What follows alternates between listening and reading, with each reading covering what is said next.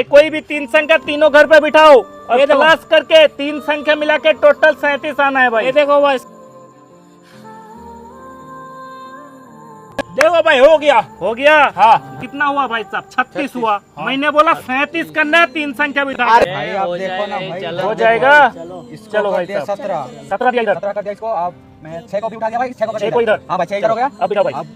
हाँ भाई, इधर 18 हो गया भाई, हो गया।